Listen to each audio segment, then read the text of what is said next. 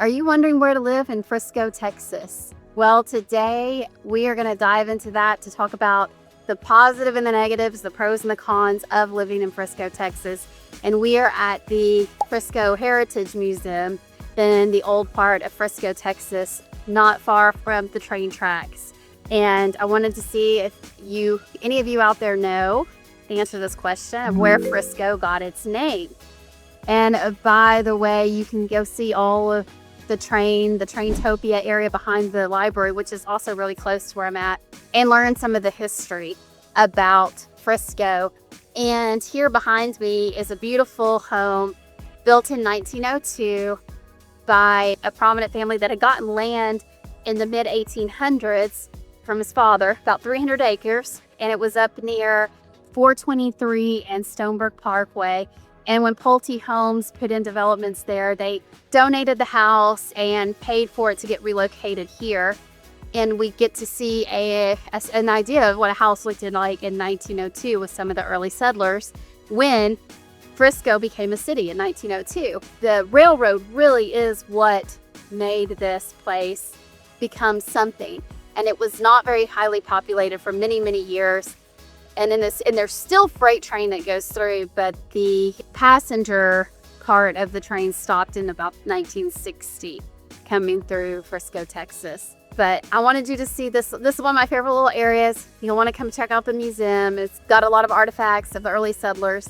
But there were not a lot of people here. It was farming, cotton, and those farms have been bought up and developed. Thankfully, like the city planners saved a lot of areas for parks and things like that. And oh, by the way, these buildings, and also there's a cute little chapel. You can rent these out and you can come down here and have your own event at these buildings if you like. So to check that out. Today, we're going to talk about the pros and the cons of Frisco, Texas. So you come with eyes wide open about what to expect living in Frisco, Texas. Now, before we jump into the pros and the cons, I want to give you a little piece of Texas trivia. Do you know where Frisco got its name? Well, I sort of thought when I heard that it came from the St. Louis-San Francisco Railroad line, I thought, well, it's short for San Francisco. But actually, the FR comes from San Francisco, the IS comes from St. Louis, and then it was company added at the end. Someone in the railroad made up Frisco, putting together all of that. And that name then ended up, whenever they put a depot in Frisco, being used as the name of the town because the post office did not like the current name of Emerson. It was too much like the name Emberson, and that would cause confusion. And I totally believe what the post office would do that because I know from my time in residential real estate development, when you're picking street names and, we would talk about the street names and try to submit those. When you put a street name in that's already been used in a city, the fire department will kick it back because that causes confusion. If, there's too many streets with the same name in a city and there's a fire, well, you can imagine what happens if they go to the wrong place. So I can understand the post office not liking Emerson if there was an Emberson, and that might get confused sorting mail very easily. So anyway, that's a little story about the name Frisco. The St. Louis-San Francisco Railroad actually didn't go all the way to San Francisco. It started in Kansas City and it went through Frisco all the way down to Austin. And that railroad operated from 1879 to 1980. And the B&F Railroad still operates the tracks for some freight, but it no longer holds people. And it used to bring people to Texas, and that's how a lot of population came to the area. The town was incorporated in 1902, and it was something like 332 people at the time. Con number one.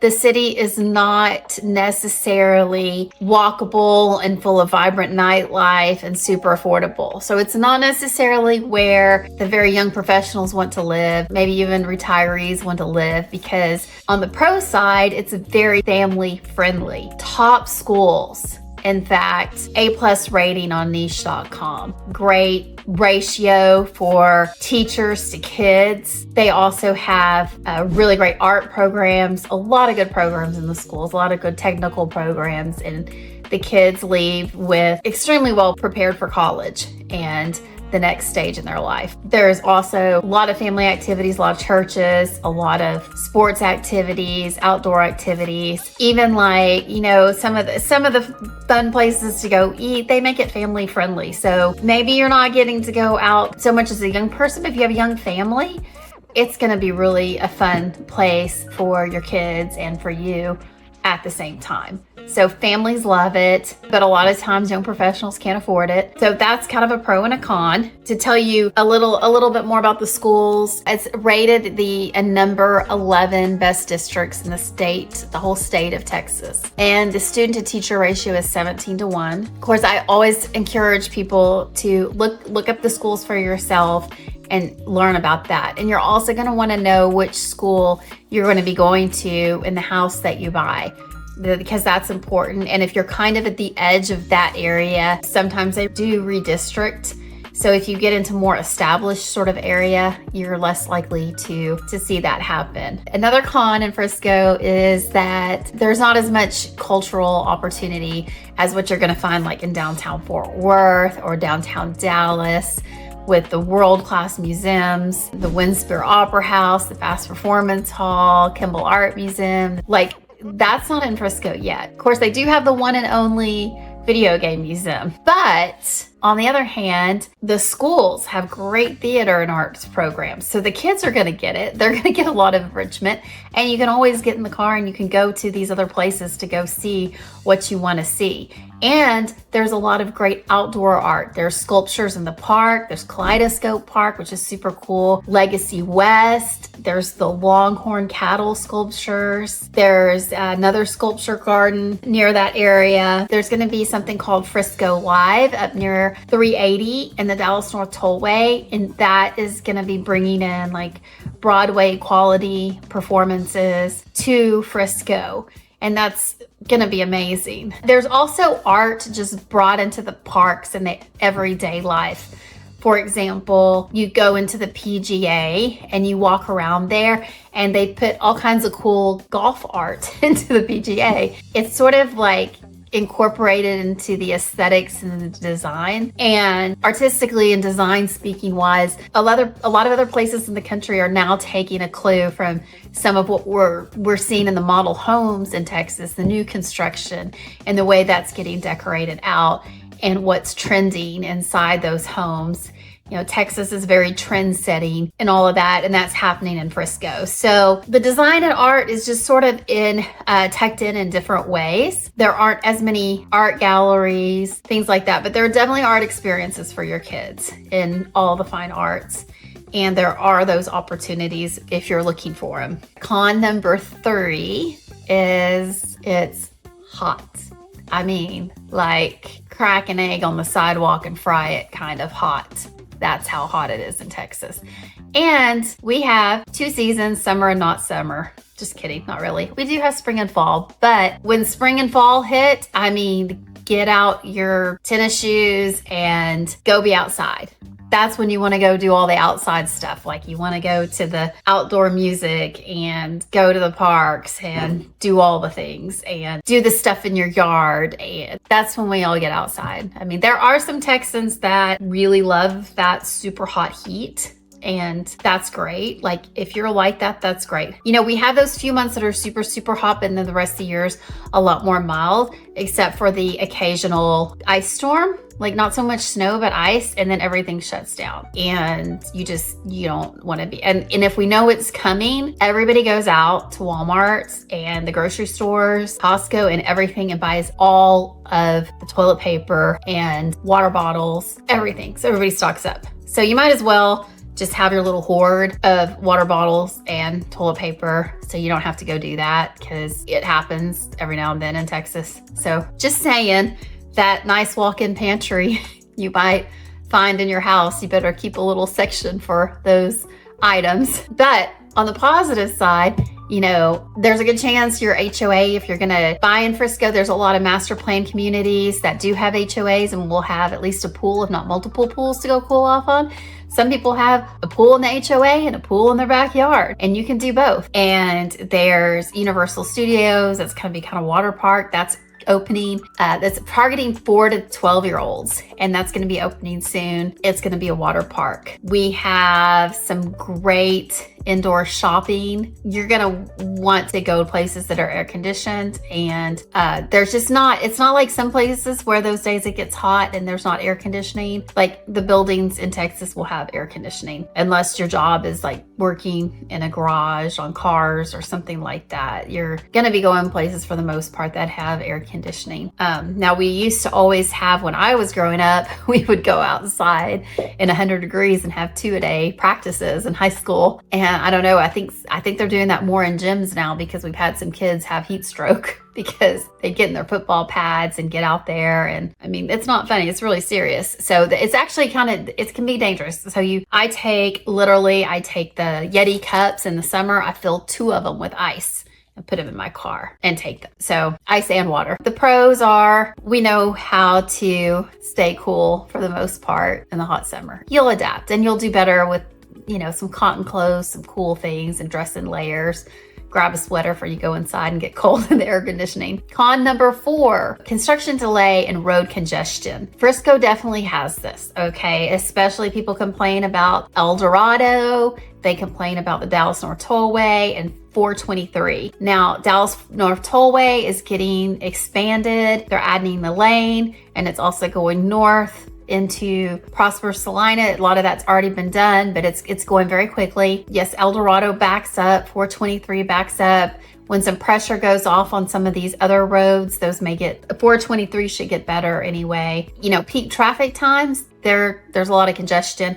And because of all the construction going on, that causes problems. But on the flip side, some of that kind of construction is bringing in some new things. Like, for example, we're getting Firefly Park up north. We're getting more houses, very high-end houses. At Fields, they're putting in this multi-use. It's going to be housing plus businesses plus shopping. It's going to be called the 15-minute city. Walkability. If you live in there, you're going to be able to ride your golf cart like under the road and through all these little paths and go do everything you need right there. Go shopping, go to work, live. I mean, if you happen to work there, but it's all going to be right there. You know, it's thought the Metroplex is eventually going to reach Oklahoma, and Frisco is actually kind of becoming more central. When I first moved to Dallas, and I grew up just west of Fort Worth, when I first moved to Dallas 25 years ago, it was, you know, all the big skyscrapers were in downtown, but then they started coming and moving up the tollway and started having more of those up towards Frisco, because that's where everybody was living and driving downtown, or a lot of people live there and drive downtown for work. But the skyscrapers have kind of followed and the movement. And while there's still a lot downtown, there's, you know, Frisco is really considered very central now, where it was considered outlying, it's more central. Another con number 5, the schools are a little bit competitive for the kids. Now, that could be good or bad, because some kids might rise to the occasion. I mean, I had that experience with my oldest daughter. Felt like, hey, you know, I'm gonna do this. I'm gonna blow this out of the water, because she heard some other kids talking smack, and she said, I'm gonna do really great. And you know, both of my girls did great. They were in Plano schools, West Plano. But I think there's a little bit of the same sort of competition that may come from competitive parents, but the kids want to do well in school. Pro number 5, yes, the schools are competitive. I was going to sort of balance that with, you do have a lot of ways for the kids to also see businesses in action and business growth and how things are, there's a lot of ingenuity, things like that here in Texas, and also a lot of sports and just outdoors. It's not just academics that are competitive, it's sports. But even the kids that don't want to be competitive with sports, there's so much outside of school they can do with dance or, other activities, and just going to the park, learning a lifelong kind of sport or something they just want to do. Those activities and those, you've got the PGA, so there's golf, there's tennis, there's a lot of things, there's swimming, there's all kinds of things they can do outside of school that can enrich. So yes, it's very competitive in school, but iron sharpens iron. So that I think that can be a good thing for the kids. And just as long as they don't get too overwhelmed by it. That level of competition and those opportunities are mostly good, but sometimes it can overwhelm the kids, I would say. Con, it's competitive schools. Pro, there's a lot of opportunity, a lot of things that if kids are interested in it, they're going to find a way or an opportunity to be able to learn about it. Con number 6 is cost of living. The median income for Frisco for 2023, according to data.usa, was $146,000. And the median home price in Frisco is around $626,000. So that's higher than what the average home in DFW Metroplex is. And that's higher than some of the cities, even just surrounding Frisco, including Plano, just to the north cost. And part of that's due to Plano was built out a little bit later, starting 1990, really getting going in 2000. So the houses aren't quite as aged. They are definitely holding their value. They have people that bought in Frisco in 2000 are very pleased if they happen to be selling their house now, because they are seeing a tremendous amount of equity in their home. On the flip side of that higher cost of living, also we have some of the higher wages. And some of that is due to corporations that have a significant presence in Frisco. There are a lot of technology and data corporations such as Oracle, McAfee, Lexipol, Gearbox Software, with healthcare, Magellan Health, Addis Home Care, Conifer Health Solutions. Also in the sports, the professional sports, we've got the PGA headquarters. It's the headquarters for the Dallas Cowboys, which is known as the Star. Food and beverage industry, we have Keurig Dr. Pepper, Federal Express. Also, National Breast Cancer Foundation is located in Frisco. AT&T has a major presence here. Toyota, Capital One Bank, Liberty Mutual Insurance, IBM, Baylor Scott and White healthcare system. So those are some of the good paying jobs that are right here in Frisco. Not to mention some of the Friscoites that are Frisconians that drive down to downtown Dallas or go other places to work. Because the schools are so good, you're getting value in the property taxes, that those ISD taxes. You're actually getting that value, where there are places like in Dallas proper that you're paying for the schools, but then you may be also paying for private school on top of that. So you are getting to use the schools by being in Frisco. And that's one of the advantages if you're paying more and you're getting more. So another thing with those higher wages and that higher income, there's like a lot of high-end stores that they're serving that clientele.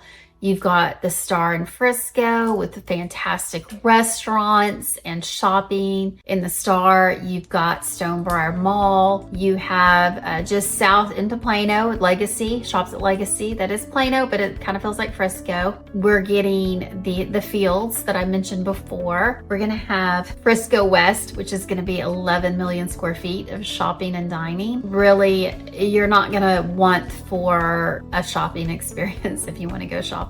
Just not going far outside of Frisco. Also, you have a lot of shopping, but there is a tendency for people that live in Dallas Fort Worth to stick to 4 or 5 miles within where they live, because they're going to have all the grocery stores, all the things they need. And so that's sort of a tendency. Frisco does not yet have a Trader Joe's, but hopefully that's coming. There is one in Plano though, so you can plan your trip. So for our Texas treasure segment here at the end, I wanted to tell you about the Museum of the American Railroad in Frisco, Texas. And it's right near the library, which you're gonna want to check out the library. I'm a big library person, but Frisco Library, it is beautiful. It stays full. Well, there's a big surprise when you first go in for the kids that they'll be excited about. So it's really a place you can get your kids enjoying going to the library and loving to read from an early age. But back behind the library, I haven't gotten stuck on the library, is the Museum of the American Railroad. There are some really great restored trains back there that you can go through, take the kids to. So I highly recommend that. That's gonna give them a little bit of history and an idea of what life was like before we had cars and not many people lived here. It was a big deal what the railroad did to help develop the United States. Remember, don't delay, call Janee, and thank you so much for watching my videos. Let me know what you want to hear more about, or where you're coming from, or what you found really unique or special about Frisco. I will tell you, it was very small until not too many years ago, so it has really boomed and everything's kind of new in Frisco. And so it's kind of charming to find something a little bit older because there's just not much of it.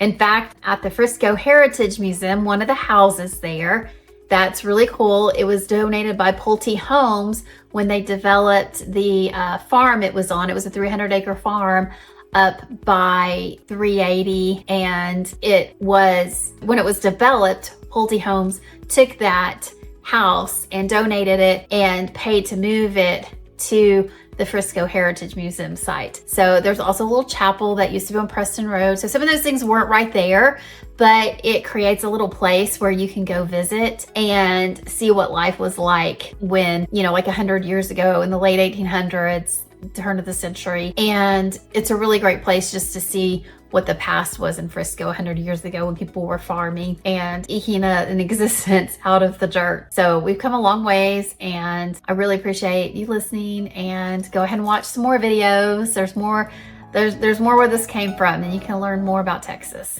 Hey, remember that, buying a house here, it's a big decision, it's a big investment, and we are here to help you buy with confidence. And remember, whether you're watching our videos, it helps us out a lot if you'll go ahead and subscribe. That helps us. If you ring the bell, you'll get notices as soon as we make a video to bring you this information. And also to reach out to us, our information is in the description, and it's also pinned to the top of the chat. So whether you're moving a week, a day, or even a month, we're here to help you make that successful Texas transition. So go ahead and book a Zoom, call us, send an email, and remember, don't delay, call Janee. So I hope you enjoyed learning today about the pros and cons of living in Frisco, Texas, and you feel a little more confident about a decision to move here, or maybe not to move here. Maybe that's the information you got today. We're making our way over here past these, got these funky little chairs behind me you can roll around on. I don't know if I'm gonna try that today, but put your kids on there, they'll love it.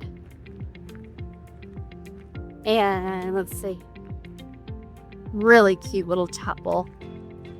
Got a little piano out here, some Mies playing. There's just a bit of background noise.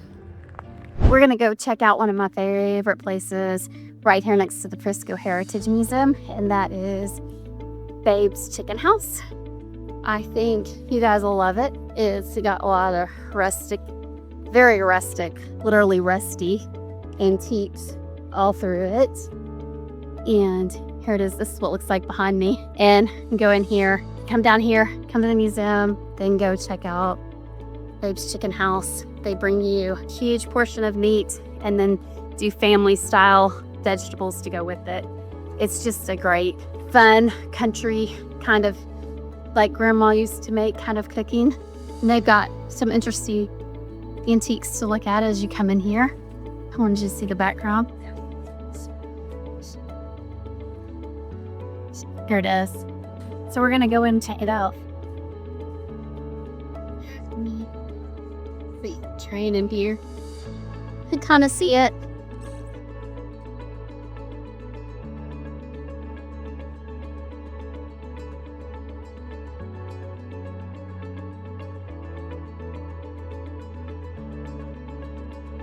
Wish you could see it a little bit better than this.